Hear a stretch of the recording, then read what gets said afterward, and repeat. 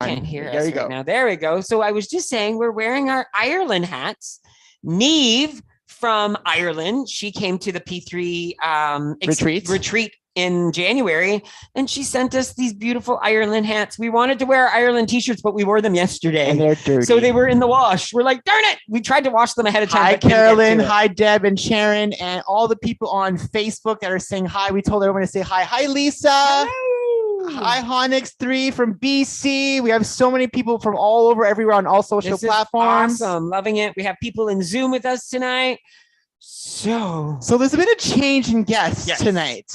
We went from Susan to a Sue. So same difference, but there's a difference. Flavor, but different. Similar name, person. but different. Different person, actually. So Susan sends her apologies. She had a loss in her family. And so we are sending her love and power and strength and courage. Send her some love if you see her anywhere. So send her a heart. Just send her some, love and some. So just reach out to her if you can. Just give her some hearts and some heartfelt condolences. Love. Yeah, just send her some condolences. Hi, Liliana. Hi, Valerie. Hey, your friend Val's watching. Hey, Val. My friend from Michigan is watching. I love it. So I'm Nick. And I'm Jean-Luc. And this is another Sunday chat. Exactly, another Sunday chat. And so we, first of all, wanted to thank Neve again for the hats and the gifts, and for Patricia for sending Nick his very own blanket. Yes, it's over there. Oh, look at this. They're fighting. They're going to start. It's starting. It's romantic now. This is beauty. This is like Lady and the Tramp now. Sitting in my spot. It'll be Lion King soon. Yes. Lion King soon. So again, thank you, Patricia, for the beautiful blanket. Thank you for these lovely hats. And we just want to thank all of you for anything you guys send us. It means the world to us. And the letters we got another letter earlier this week as well, just thanking us for helping people on their journey. So we can't thank you enough for helping us on our journey. We're watching this. It's coming. That's the show happening right now. This might be even more entertaining than Nick and I right now. And then we'll let Sue talk after. Hey, enough. Hey, Cactus Jackie from Montreal. Hi, Jambadour. So go ahead. I was just going to give the week. Yeah, the word of the week. So we have Sue with us this evening because Sue has gone through quite the journey, let's say. We'll say that. Quite the journey in the last, how long? Yes, less than a year, right? Less than a year or no? No, so Tom passed away in 2019. In 2019. So Sue lost her husband in 2019 to cancer, if I'm not mistaken. And so we thought it was a great opportunity last week after speaking to Shannon and getting her incredible story of positivity and dealing through this awful sickness and disease. And then now coming to Sue, who is experiencing a different aspect out of losing someone, but still Sue being such a positive person. And after you hearing what she's going to share this evening, you'll see the special light coming out of her herself. And so our word for this evening is grief. Okay. Grief. So we are going to use the word grief for drinking. So if ever you hear the word grief, we will be drinking some water. So make sure your cups are ready. And then so also this week, there was some new blog posts. Rosie posted on Monday.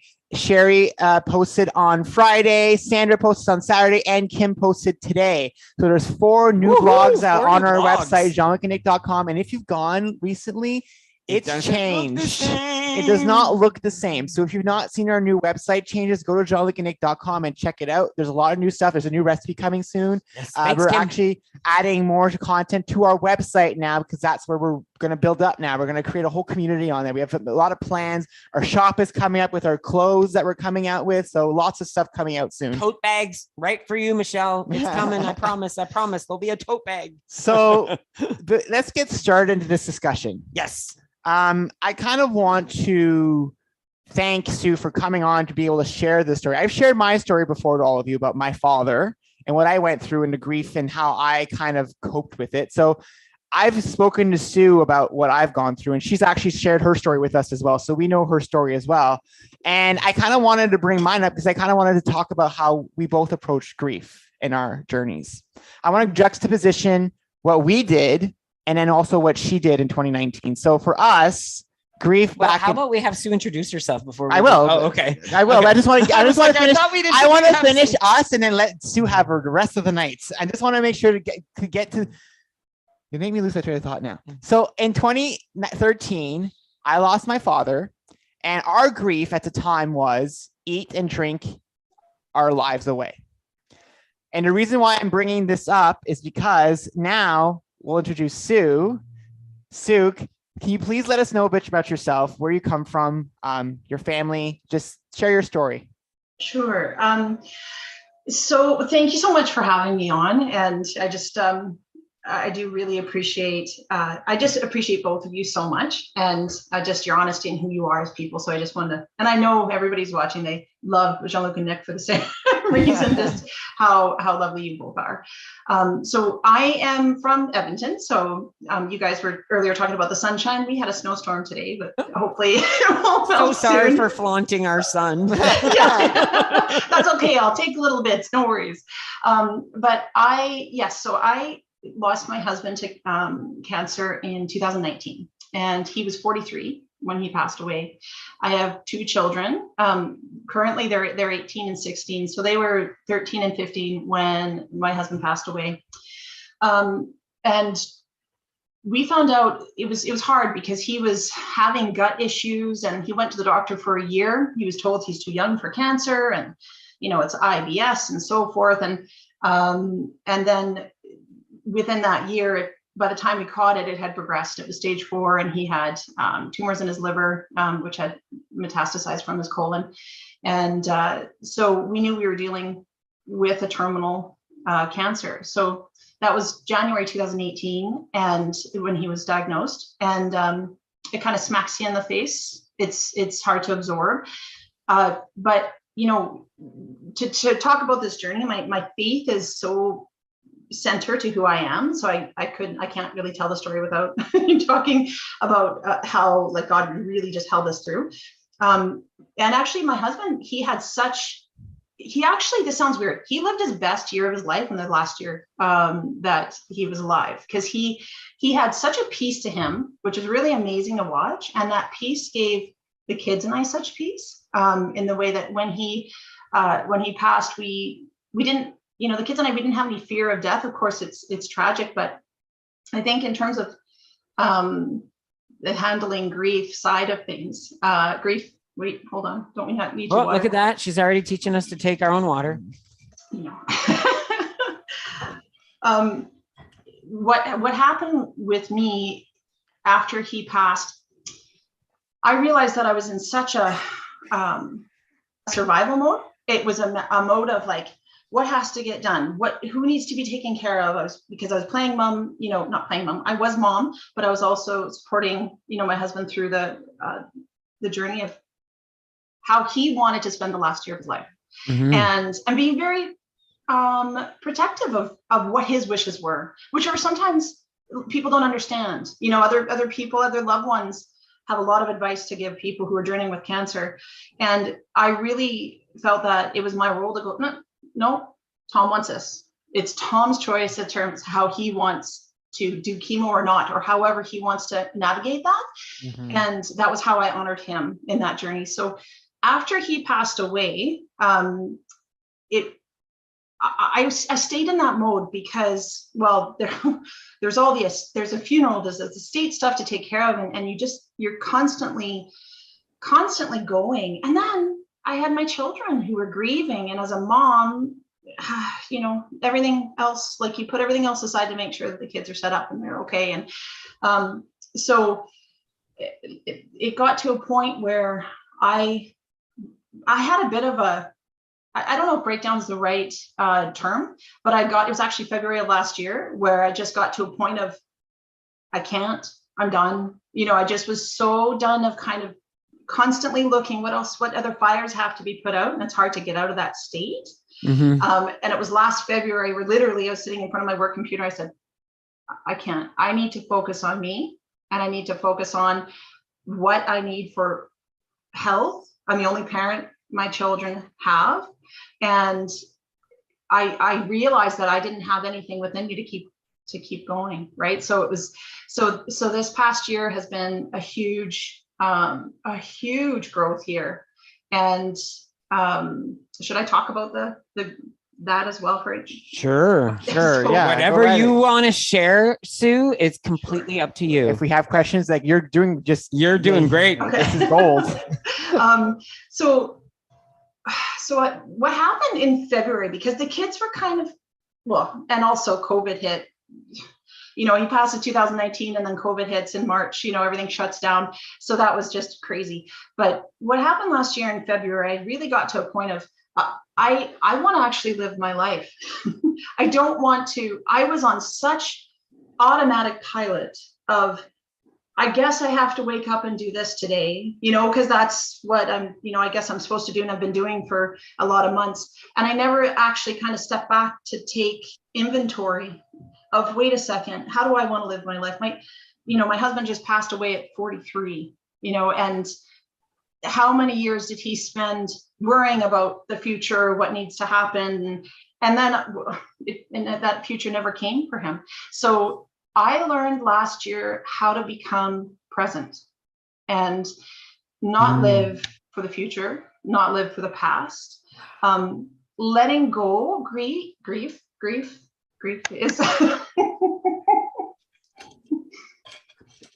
is it's such an onion. And the ways that I've discovered to be able to heal is to really be honest with what you're feeling in the moment. And it's okay I was in tears this week because I sold, you know, Tom's truck. And selling a truck, you know, I didn't think, and then it just hit me on a level. So just to be honest with And you got rid of it today, did you not? I did, literally, like 2 hours ago. Yeah, 2 hours ago, I let go of the truck. And can I ask you how you felt when you saw it go? Really good. I know that I felt really, really good because, you know, earlier in the week, it was just this, and honestly, just through prayer, I really felt like God was like, you need to let it go because I have new to bring in for you. And it really was, you know, it's funny how we can hang on to things of people. It's not the person, but we have that attachment to it. And it's like, you want to hang on for a little bit because you think it's just a little piece of them, or honestly, you need to also grieve the identity of who you were when you were with in that relationship. Like I was a wife. I was Tom's wife, and we had future plans and dreams. All of that goes away, and you don't think about those things when you're, you don't really grieve it as well, right? Yeah. Like you have to grieve those memories and the things that you thought were going to happen. Exactly. All the dreams that were tied together, you know, of you know, with that. And so the process of letting go it's been the greatest learning for me in grace, giving myself grace, you know, and also just permission to, it's okay to feel sad. You know, I don't need to be over this right away. And this past year of just kind of sitting, because literally last year in February, I felt like I was dropped in the middle of a desert with no compass and no clue which direction to go. And by being present, I was able to just kind of, recognize my feelings, because I've had a history of stuffing emotion with food, you know, so that's something that, you know, I've really learned. I didn't recognize how much I didn't acknowledge my emotion.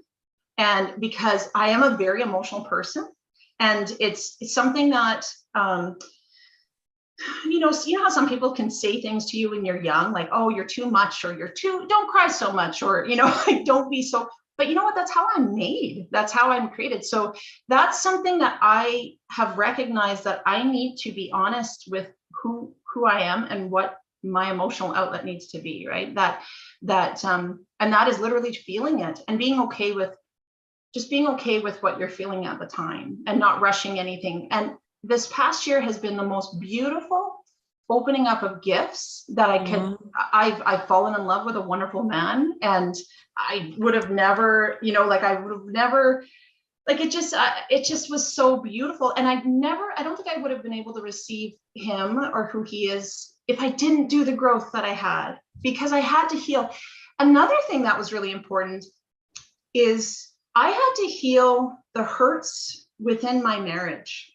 And that feels, there was a layer of guilt there, because I mean, our marriage was like any marriage and had its faults. And I had a layer of guilt thinking, why am I having this anger or sadness towards certain things that, my late husband, did, or, conflicts. And I thought, the man's dead. This is awful. Like I felt, but then at the same time, I recognized that if I didn't heal those things, I would have never been able to receive the love that I have now from my current relationship.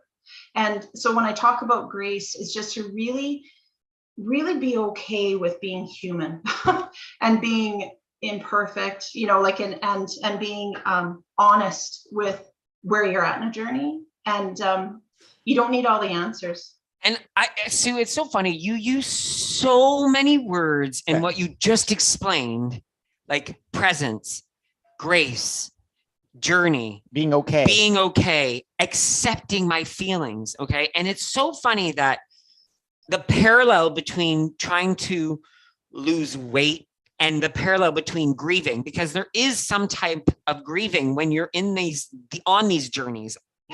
And when you said you're grieving the loss of your husband, a lot of us are grieving the change that we're seeing with the loss of our habits, the loss of our favorite foods. And it's funny how, as much as it's not the same, equivalent, the emotion in certain aspects is the same. Grieving is grieving no matter which way you look at it, right? Yeah. It also makes you drink water. Being present in a moment is being present in a moment, no matter which way you look at it. Yeah. That's so true. Feeling the emotions and allowing those emotions. And I what I love about this is hearing it from someone who's lost someone. When we struggle with being so nice to ourselves when we have a piece of cake, right? And not allowing ourselves that grace, but yet you who lost this person, this being that was part of your life, said, I need to give myself grace too. And it's okay to be upset with myself. And it's okay to understand that I'm going to have feelings that are going to come up at any given time. But I see your strength, because I see who you've become, and not who you become, because I didn't know you prior. Mm-hmm. And I never would have known that in the last couple of years, that's what you've gone through. Oh, wow. And so it goes to show you how much someone can change in and evolve with what they experience. I also like the juxtaposition of your grieving journey. So drink water, people. Your grieving journey, and that's why I went through presenting our grieving pattern from before. And I wanted to kind of highlight that, because there's a huge difference with what we did back in the day and what you've done. Back in the day, we kind of self-destructed ourselves. Yes, it's okay to go through the grieving process, but we didn't even see a light. Like, we didn't even try to think of how we can make this better for ourselves. Whereas you did. You went through this going, you know what? This happened, but I can't stop, and I can't stop living. I have to keep going. I have children. I have my own life to continue. And I think that's a powerful message to say, because you're allowed to grieve. It's a human emotion. You have to grieve. What happens while you're grieving, though, is part of the journey. You can say, screw it, I'm not going to do anything. And that was our thing back in the day. It's like, why bother? We're going to die at 50 from cancer anyways. Is why we'll eat whatever we want. That was our mentality at the time. But was that really helping us? Whereas what Sue was doing, what you've been doing for the last 2 years, has been more constructive and more character building and doing things for yourself so that you can still move forward in your life. So that's why the juxtaposition, that's why I wanted to highlight the differences. We all have choices when things happen, right? Grieving happens no matter what. That person leaving your life happened. What you choose to do after is up to you. Yes, you can grieve. You can be sad, and it's hard to move on. I completely relate. Like, not the same way. I haven't lost my husband, but I can relate in the parental way. You choose the path you're going to go on after that grief, that loss happens. You can still grieve and try to do your best every day, or you could grieve and throw in a towel completely and just go on a self-destructive path. Both options are on the table, but it doesn't mean that you're not missing the person on either direction you're going. It doesn't mean you're not respecting the person that you were with or your family member, either way you're going in. So I'm only saying this because a lot of people feel that when you're grieving, you have to present yourself in a certain way, right? You have to cry. You have to shut yourself off from the rest of the world. You know, that's the picture. But it should actually be a time of remembering the person you loved, and remembering also that the person that you love would not want you to destroy yourself because that person is gone now. And I think that's the message that I get from this, because we took such a self-destructive path when it happened to us. And seeing what you've gone through now, Sue, is almost like a wake-up call for when it happens to us next time, a lesson that we've learned, or something that we've learned from you, so that next time, instead of looking at, oh my God, I can't live these emotions and still be healthy. No, I can live these emotions to be as healthy. I might have a piece of cake, but I'm not throwing in the entire towel. And that's what you did, which is amazing. So, Sue, I have a question for you. What would a suggestion that you would have for someone who is in the process of grieving right now? What would something you could suggest for them to do? I think a really good idea is to say, so if it was me, just go, Sue, what are you feeling right now? Just to try to really kind of understand and get that kind of connection within yourself about, what am I truly feeling? Because I think what happens with grief sometimes is some people go numb, and some, that can happen, or distraction, because the weight of the feeling that you have is so great, you want to run for it, or you're scared of it. Some people get angry, but I think just really, and something like on the faith side, that was the best suggestion for me. I mean, my faith is Christian. So for me, someone said, invite Christ into that emotion with you, so you're not alone. Because that was what was so scary for me, is that I felt like the weight of that feeling, I didn't want to be alone in it, because it's the fear of, I won't be able to function. Right? If I feel this, I'm not gonna be able to function. I better, suppress it so I can get to work tomorrow, or I can be a parent. But the reality is that if you really do sit with that emotion, and if you have a really a terrible crying session for a while, you will feel better, a little bit, right? It will continue to get better. And it's almost like you have to make sure that you do it when you feel like doing it and you're able to do it, not when someone tells you you need to do it. Yep. Because I know probably you heard it probably a few times where, oh, it's okay to cry if you need to cry, and it's almost like sometimes you don't need to hear that. We all know we need to cry, but don't feel when someone tells you need to cry, you should have to cry at that moment, because that might not be the moment that is that time. Sometimes it might be the silliest moment in the world where you're like, why am I bawling my eyes out right now? But it just hit me right here and now. Yeah. And I think it's okay. That's what feeling your emotions is all about. Yeah. And Gwen said in chat, you can try to stop feeling things, but sooner or later it catches up with you. Totally. And feelings pile up on top of each other. Yeah. 100%. Feelings just like pounds will pile up on each other.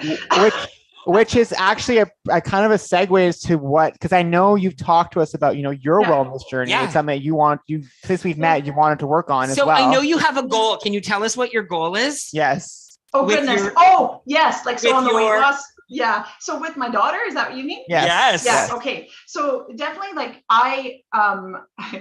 my goal is to go surfing with my daughter in Hawaii, and so that's something I have gone surfing once, but I want to do that with her, and I want to do it well. I don't want to be exhausted. Well, I'll be exhausted.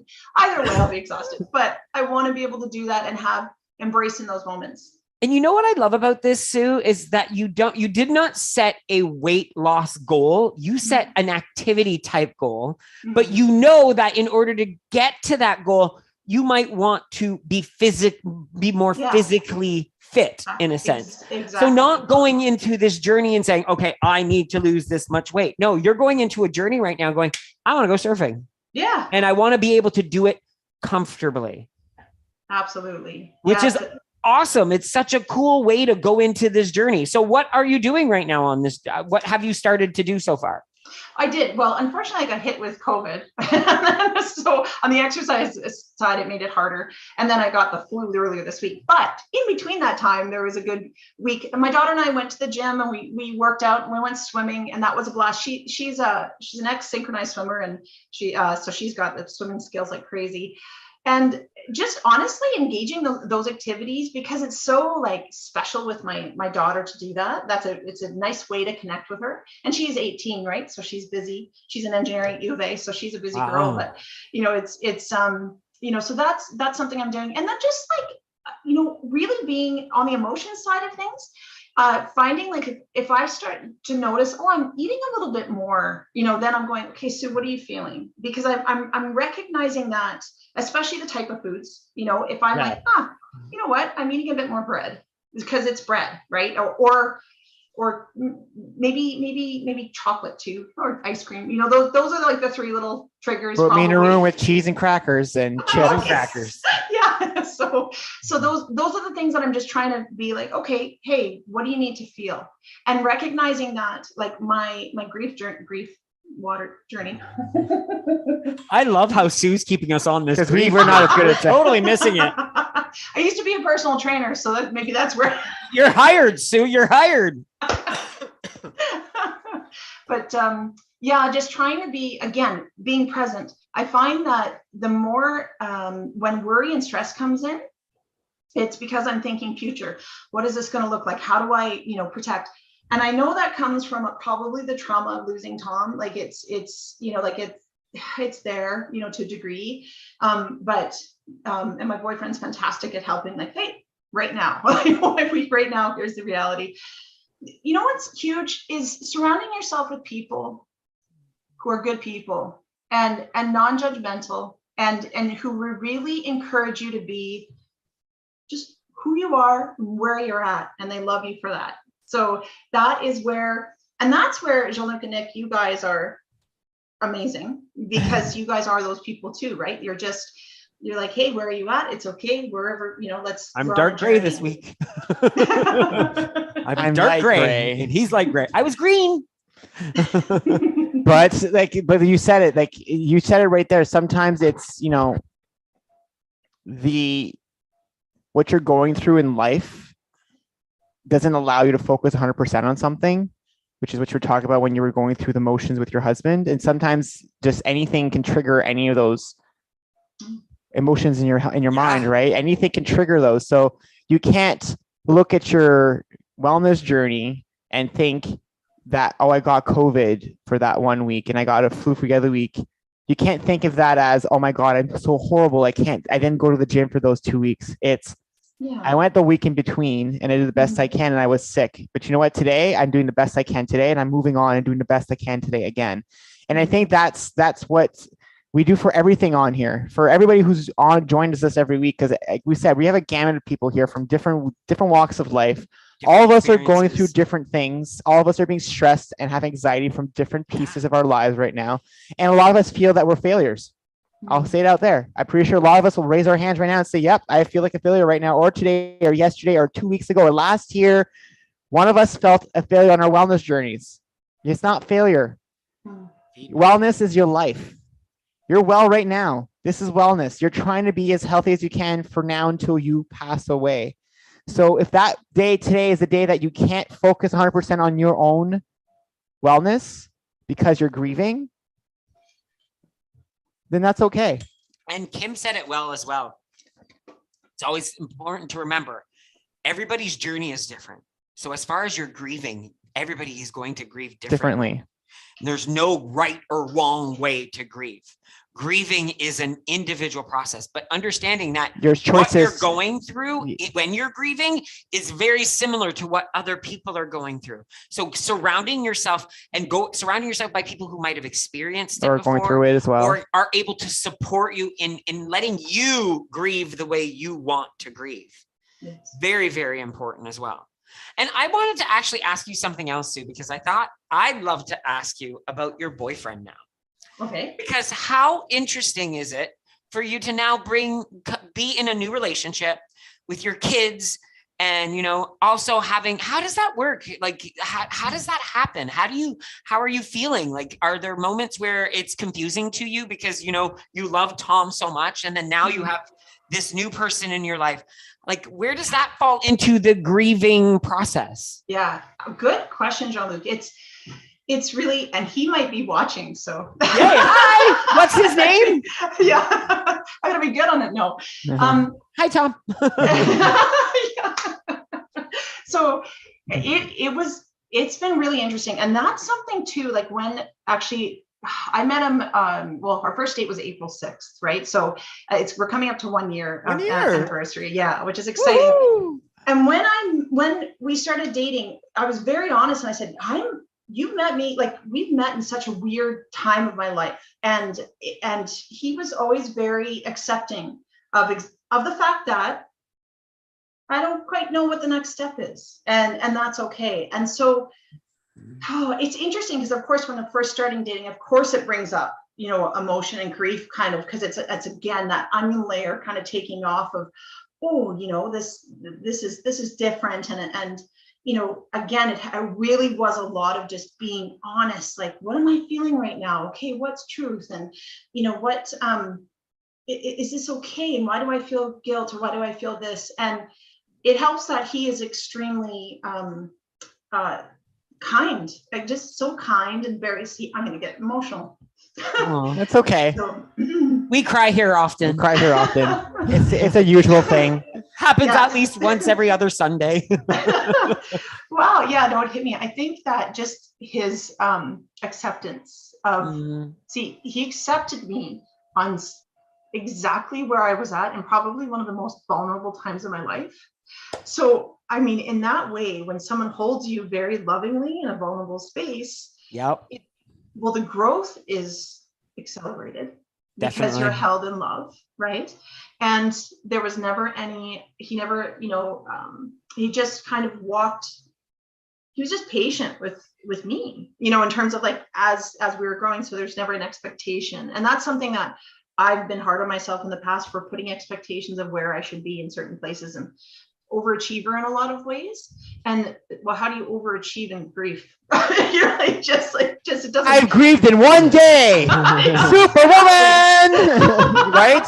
Yeah, it's really, it's kind of crazy. So. And I hate making light of things, but I almost hear like a grief, like anything you can grieve, I can grieve better. But you know what I mean? And it sounds silly to say, but that's what it is for a lot of us. I lost more weight than so-and-so. It's so funny how it becomes like almost in our own minds, we get competitive as human beings in a sense. And it's important. I think through the grief process, it's really important to, now this sounds funny, but protect yourself. And when I say that, I don't mean it like putting a wall up. Okay. I mean it as like, who am I partnering with in this journey of part of my life? Are these people who are healthy enough to really align with me in terms of support me where I'm at, and also, help me kind of step further? Like, do we love each other, in a way that's growth inspired? And that's okay to do that in that time. If there are people who are toxic, it's really important to protect yourself. And what I mean by that is I really don't mean like a hard cutoff, but just to be like, no, out of the love and respect for myself, this is something I've got to do. I love what you just said there. It's like, it doesn't have to be an all or nothing where you say, okay, you're a toxic person right now. For right now, you are toxic in my life. I need to set boundaries. Yes. But exactly. Doesn't mean my boundaries might not come back to where they are in order to let you back in. But right now I need to have the people around me who are lifting me up and not bringing me down. Yeah. And apparently the man you met is brought you up because you are, you seem extremely happy. And you know what I love is every time we've talked and you've talked about him, Sue, is the fact that you've mentioned often that you talk to him about Tom, or like when you have an issue with like even selling the truck, you said, I talked to him about it. And it felt like he was there supporting you in that environment and not making you feel awkward or not making it feel like where he wasn't there for you in those moments, it's absolutely beautiful. And I love hearing that. Oh, thank you. Yeah. It's because he's secure with who he is. Right. So he knows, I mean, we have pasts and definitely. And so, just loving the person, for who they are and where they're at, is just, well, that's unconditional love, right? I think that's what it's all about. But yeah. It is all about that. I absolutely love this. Thank you so much, Sue, for being so vulnerable and being so open to sharing this story with us tonight, especially on such short notice for you to say, yeah, I'll jump in from home on a Sunday evening, like at dinner, almost dinner times. Hopefully your son's not starving or you've already... Yeah, sorry. It's all good. I had half cooked dinner and then I ran out of time. I said, Catherine, you're up. You're finishing dinner. It's like a TV show. It's like a obstacle course. Relay dinner. Yep, absolutely. So I know that's one thing. It's how's the family embracing, you trying to be healthier? Because I know you're saying you're going to the gym with your daughter. You're trying to make better choices. So how, as you've been doing as a family, or how's it working for you? I think kind of, we're very open. The three of us are extremely open. And so, I mean, there are times when, Catherine's kind of a light eater, and there are times where I'm like, we just kind of want something light. How are you feeling, right? Oh, I need something more substantial. Okay, well, why don't we, well, actually we cooked the quinoa, like you guys gave us that quinoa recipe. And, so trying to blend things that really work as a family. And, so I think, and going forward, I want to do more of that. Like my son as well, he's in football and he wants to drop a bit of weight because he's an O-line. So he's one of the guys who hits everybody all the time on the first plays. So he wants to lose a bit of weight so it's easier on his knees and joints. So, I think just we're very supportive of each other and what we want to do, whatever that goal is. And so, there's just adaptation. And I love that. Yeah. I love that you guys are wanting to try this as a family. And at least, even if you're not doing it exactly the same way, you're there giving each other ideas and supporting each other in that way. Yeah. And that way you will see results. It might all be different because you're going to do things a little bit differently. Like your son being you were saying it was football, if I'm not mistaken, right? He's going to want to probably pack on a little bit of weight, not lose a little bit of weight, which is a little bit different, right? Because depending on what position you play, I know for sure. And I'm not the biggest football knowledge person. The one here, they yell for, but and it's a hole in one. Is that the right one? I thought there was a little birdie. No, that's tennis. Is there a net? No, that's basketball. Oh my goodness, I'm so confused. Which is the one that they push brooms? That's pool. That's hockey. He's really bad at these sports. But it's true because he needs more protein. I mean, he's a 16-year-old boy. And so he needs his calories and his protein and all of that. And what's good is that Ken, when he comes over for dinner, Ryan's like, hooray, we're getting steak or burgers. Meat. I want beef. I want, He actually, Ryan did actually admit that he prefers when Ken comes over for dinner because we eat better food. That is too cute. That is really I'm lucky. cute. I have him making my dinner, so I'm pretty well fed almost every day. Yeah. Almost every day. What? Not every day? So some days just not as good as others, I guess. I'm a little insulted. He told me my food was amazing the other day, but apparently he tells 99%. I can't give you 100%. That'd be too easy. I want 100. I demand 100. They keep making those good meals. You are too funny. You are too funny. Sue, again, thank you so much for sharing your story again. And thank you for being so vulnerable. It's not easy to talk to a bunch of people you've never met before about stuff like this and being so open, because you know what? The more open we are about our experiences and our journeys, the more we touch other people's lives. Exactly. We never thought that our story meant anything. We never thought that us meeting, losing weight, and doing this meant anything. But yet, still don't. 4 years later, we're still telling our story, and our story is still impacting people. So think about everybody else's story. Think about how much you know about a person, how much you think you know about a person. Because you could have seen Sue walking down the street, you would have not known all this history of what she's went through. But she went through it, And so that morning when she's at the drive-thru and having a bad day and she might yell at you behind her, you know, you don't know what's going on with that person in front of you sometimes. And sometimes it's hard to be the better person and to say, you know, step back and say, hey, a perfect example is calling customer support places. Well, there was Jean-Luc and Nick used to be very, let's call in angry right away. And that usually led to no help.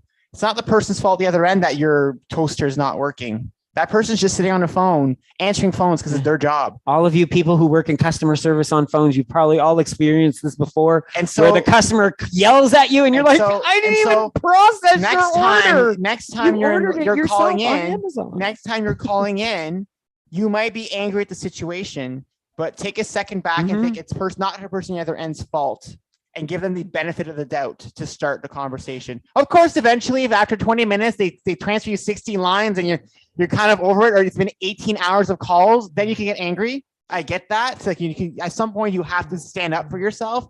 But I'm saying a lot of us in this day and age, we assume always right away to just go angry right away. And I love what Nisha said in the chat as well. We learn best from each other. This is what diversity is all about. Yeah. It's about learning from each other because everybody's experience is valid and is just as important as anybody else's experience. Everybody's story is important. Well, and it was like, wasn't it in coaching class? I don't remember if it was coaching class, but somewhere there was a meme or a comic that we saw, and it was a gentleman. It was two people looking to get into a parking spot, and the one car zoomed off, parked in the spot ahead, and got out of the car. And the second guy in the car was all upset and was like, what the hell? I can't believe this, blah, blah, blah, and made this huge rip. Well, the next scenario was the opposite, where it's the same scenario, but the guy came out and explained to the guy, said, thank you so much. My wife is in labor at this hospital. I'm trying to find her, blah, blah, blah. So it's funny that when we know what happens in a situation, our perception on things change. But why is it that when we don't know what's happening, we assume negative right away? Is anger, and we get angry. And we're not any better. No, like, I drive down the street and someone cuts me off and I yell and he does this sign because he doesn't do this anymore. Now. I never give the finger anymore. He does that instead now. Actually, you know what? They hate it. Yeah, they hate that more. Because then drive by, if they're being jerks and they're terrible drivers, I'll just do this and I'll smile. And I think they know what it means. So, but again, but I feel much nicer. Again, we're still feeling that we still get angry in the car, but now learning through these situations and discussing this throughout the last 2 years, we also understand to take a step back and analyze the situation and really sit there and thinking, is the person really, really trying to get you right now? Did they wake up this morning and say, I'm going to get in my car and this guy, Nick, is going to be behind me at 12:02. I'm going to go right in front of him and cut him off. Probably not. Maybe the person is in a hurry somewhere because there's something going on in their lives. Maybe they're rushing off because maybe they didn't see you. Yeah. How many times have you switched lanes by mistake? And oh my God, there was someone there. You didn't even know. How many times have you done something at a red light? This is the one I love. You're at a red light. You're busy and this light turns green. Everybody's honking behind you. So you're like, oh, sorry, damn people honking at me. But what do we do the first time we're behind someone else and the light goes green? Honk, honk, and we get angry at them. Isn't it funny how when we're in that situation, we're like, why are people getting mad at me? But when we're in the exactly opposite, we're just as angry. And the thing is, it's because that's what we our society right now is, I think, in my eyes, we go to the negative and the anger first a lot. We don't give the benefit of that. We don't give the what the other person's going through right now. We always just jump to conclusions. Well, we're all people who are in a hurry. Yeah. We all have very busy lives. Yeah. And no one is any busier than anybody else because no one lives in anybody else's shoes. We just have to learn. I think it comes down to learning to understand that if we respect ourselves, we need to respect others as well. I like when they talked about diversity as well, just about how, you know, when you really get to learn who someone is, you know, just if you just deal with truth, we're all so similar. Yeah. We're all looking for the same, you know, acceptance, to be seen, to be heard, to be loved, and that we're all the same that way. You really are. I always say we are one human race on one planet, and we can't learn to share this one planet to be able to survive as a species. So, you know what I mean? If all of us can actually think of that and think about it, if we were really smart, we try to help each other. Because when help and collaboration happens, look at what's happened in the last 100 years. You know, if you think about it, like, and I know there's a lot of crap going on right now in the world. Everybody's looking at it. But if you think about it, all the advances we had in the last 100 years were in the background of all these treaties that were signed to stop all these wars that were always happening, all these medical advances. What happens when you have time to think? Things get developed. Look at us on Zoom right now, across the world right now, all of us talking. This was developed because we had time not to worry about being bombed by someone, because we had time to focus on bettering the human race. If we all had the chance to do that, if we all worked together to do that, and I know I'm like Miss America right now. I want world peace. You're on your soap. I want world peace, but I'm just it's true. Things happen when people work together. When we work against each other together than apart. We are 100% better together, and we're better when we're all different. Yeah. We're better when we're all different, because this life would be boring if you had if we were all the same. It would not be as intricate and as beautiful, and the experiences that we go through are all unique and special, and they are there in our lives for a reason. Absolutely. So thank you so much, thank Sue, you, Sue, for joining us today. Tonight. It was amazing having you on. And again, thank you so much for doing it last minute. Yes, for us. definitely. Yeah. No, thank you. It's been a pleasure, and thanks everybody for listening to my story. And love you guys. You guys are awesome. Love you. Mwah. So that was awesome. I'm so glad that she was able to join us. We were actually too. originally going to cancel the show. We were tonight. going to cancel we the show. We were going to take a night off and like sit on our put our feet up and like, no, we'll find. It kind of it worked out. It was like Sue and we were in a call with Sue, and then it was like, "Are you doing something on Sunday?" And she's like, "I'm not." We're like, "You're on. You're hired. You're hired." So a few announcements. So upcoming shows on March 27th, we have Tristan and Sam joining us. Yes. So Jean-Luc's our real estate former agent student, and a student that I used to interpret for, actually. Yeah. And I'm allowed to say that now because it was way back when. Yeah. And then on April 3rd, actually, it's the 3rd, not the 2nd. Yes, it's April 3rd. We have Ashley, who just posted everywhere today that she got her 100-pound charm today, which was awesome. She sent us a message, or I don't know if she's watching tonight or not, but she sent us a message going, "I'm a little nervous. It's next Sunday, right?" Like, and she's like, "How does it go? How's it going to work?" And we're just come in and chat with us. You have nothing. Everybody that's done interviews with us, we don't bite unless you ask. You just sit there and talk to us. I mean, we don't bite. Hey, I didn't ask. You did yesterday. On April 10th. Enough of that now. On April 10th, we have Susan, former WB coach from the States. We know a lot of Sues and Susans and Suzannes. Yeah. On April 17th, we have Nisha and Paul. Oh, actually, Paul. Paul said Nisha's stealing his thunder. That's what Paul's he told us. It's Paul's show. But Nisha's coming with the side of Nisha. With the side of Nisha. Because, Nisha's always has a little spice to everything. Well, she is spicy. On April 24th, we have Tracy Franklin joining us. She's a nurse, Kangoo kicks instructor, entrepreneur, pound instructor. Fitness. Like, she does everything. Yeah. And a life coach. Yeah, and a life coach. And then on May 1st, no show. We are actually taking the Sunday off. We're taking a day off. And you will see that June 24th, we're off as well. So there's other dates that will be off as well. There's a few dates that we're actually taking off. Yes. So we'll be announcing those as they come. But we are taking a break. We are realizing that we need to sleep. There's only so many hours in the day. And we're exhausted. It's been an addition as to why we've been struggling the last few weeks. We're tired. Like, we have a lot of stuff happening, and life is busy. Life is very busy, and things are again opening back up, and we have to visit family. And so we realize, you know what? It's time to reassess and make sure that we take some time back. And you know what? We tell all of you to make yourselves a priority in your journey. We're trying. And we're now going to make ourselves a priority in our journey as well, but not forgetting any of you. Yeah. So don't remember that we will still be there. Yeah. No matter what. We'll still be sharing our journeys. You're stuck with us. Yeah. You're stuck with us, people. You're stuck with us as much as you don't want to be. So thank you so much for joining us. I will share our stuff. Woo! Have a great week. Have a great Monday tomorrow. Back to work. Oh, yay. Can you believe? I still can't believe it's the last week of March. I know. Like, wow. We're going into the 4th month of the year already. My birthday's coming. Okay, can we celebrate mine first No. since mine's in April? Like, Nah. honestly. Nah. Not just go May, skip April. to mine. Let's just skip to May. Right, it's warmer in that month, right, everybody? Come on, let's vote. Let's go to May. Yay, May! No? Okay, let's go April 1st. He wants his birthday, I guess. Have a good... You're not talking anymore? No more, I'm done.